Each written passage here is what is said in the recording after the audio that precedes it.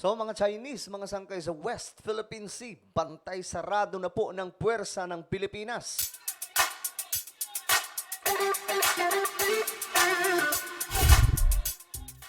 Hello, what's up? Magandang oras po sa lahat ng mga nanonood ngayon. This is me, I'm back. Sangkay Janjan for another vlog today. Kamusta po ang lahat? Sa lahat ng mga solid sangkay, mag-comment po kayo sa ibaba ng hashtag solid sangkay. Kasama po ang inyong mga lokasyon, inyong mga lugar. Alright, sa lahat ng mga hindi po nakakapag-subscribe. Ayan mga sangkay, tayo po ay 1.41 million subscribers na. Road to 2 million. Akalain nyo na naman mga sangkay, no? Mararating na po natin yung 2 million subscribers this year. So, sa mga gustong mapabilang, sa dumaraming mga solid sangkay dito sa YouTube, ang gawin nyo lamang, makikita nyo po sa baba ang subscribe. Pindutin nyo po yung subscribe, alright? Tapos pindutin nyo po yung bell at pindutin nyo po yung all. At sa mga nanonood po sa Facebook, i-follow nyo po yung ating Facebook page para syempre sama-sama po tayo dito. At alam nyo, hindi lang po mga issues panglipunan o dito sa bansa ang ating pinag-uusapan, maging ang mga nagaganap sa ating mundo. Nag-uusapan din po natin yan.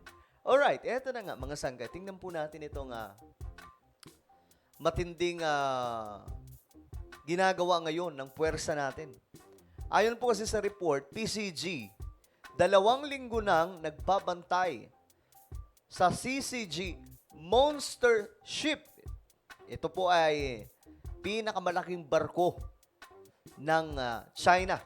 So ngayon ang puwersa natin, itong Philippine Navy, gumagawa na po ngayon ng aksyon para po dito. Talagang pinapakitaan na po sila mga sangkay. Ngayon, alamin po natin ang report nito. Patuloy na tinututukan ng Philippine Coast Guard ang tinaguriang The Monster Ship ng China Coast Guard na rumoronda pa rin sa exclusive economic zone ng Pilipinas. O, ayan, rumoronda pa rin. Akalain nyo ba naman mga sangkay? Saan sila rumoronda? Sa teritoryo natin. Ganun po ka mga desperado itong mga Chinese, itong Chinese government na ma-occupy ang area na yan. So bakit?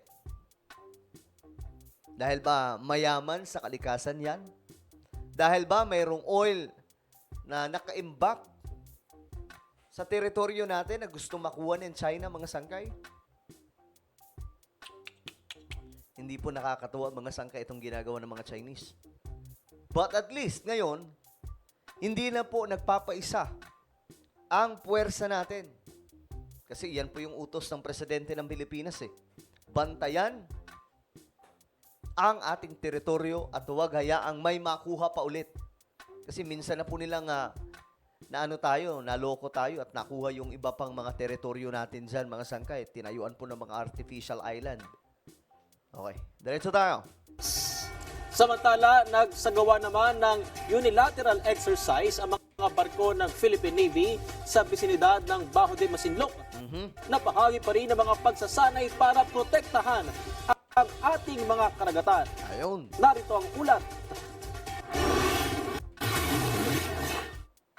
You do not possess any legal authority to patrol inside the Philippines exclusive economic zone. Grabe no. Yan po yung radyuhan na ginagawa po nila. Ito po yung ano natin, barko natin na kung tawagin ay BRP Gabriela Silang. Ito po yung nagbabantay, rumoronda dyan. Nagpapaalis. Alam nyo, napaalis na po ito eh. Monster ship po yan, pero napalayas na po yan. Nakaraan lamang.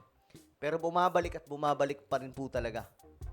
So, saludo ako sa mga puwersa natin dyan na nagbabantay. Kayo po talaga ay isa sa mga maituturing bayani ng Pilipinas. Kasi, biruin nyo, mga ibang lahi po yung nakakaharap eh.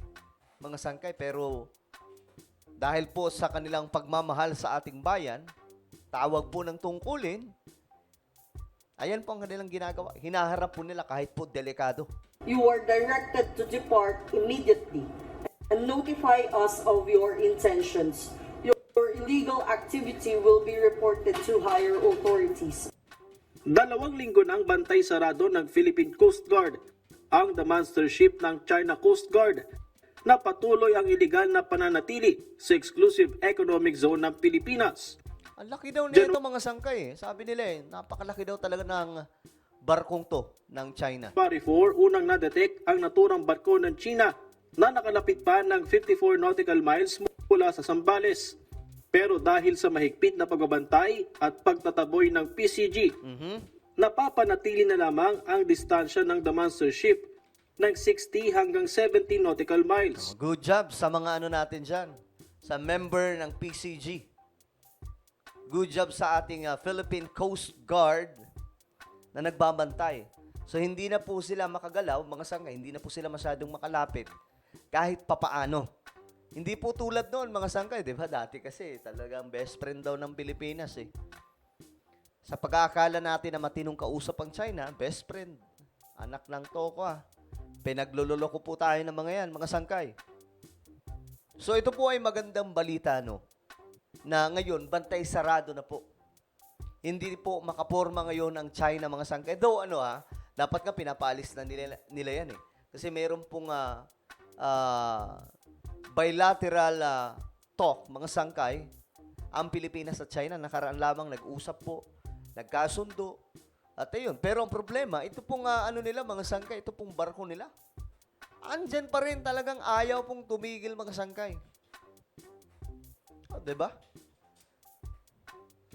Sa ngayon ay tinatapatan ito ng barko ng PCG na BRP Gabriela Silang. Ayun, PCG natin ang tumatapat. Hindi kalakihan mga sangkay, pero at least, di ba, pumapalag. Dati nang nanawagan ang pamahalaan sa China na paalisin ang the monster ship sa EEZ na Pilipinas. Dahil ang pananatili nito ay paglabag sa Philippine Maritime Zones Act, maging sa itinakda ng UNCLOS at 2016 Arbitral Award.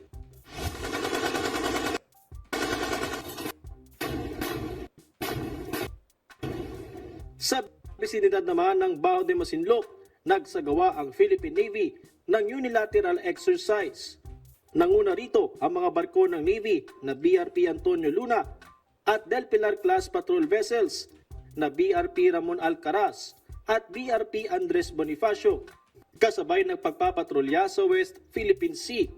Layon daw ng ginawang pagsasanay na pagbutihin pa ang paghahanda at interoperability ng Navy alinsunod sa kanilang mandato na protektahan ang karagatang sakop ng Pilipinas at territorial integrity. Patrick De. Okay, so ayan mga sangkay, no? Good news dyan. Though ang China is malaking bansa, may malakas na puwersa, pero hindi po si PBBM nagpapatinag. At naaalala ko mga sangkay yung kanyang sinabi. No? Gagawin daw po niyang world class ang armed forces of the Philippines. Ibig sabihin, ito po ay tatapat sa China sooner, mga sangkay. Yan po yung abangan natin.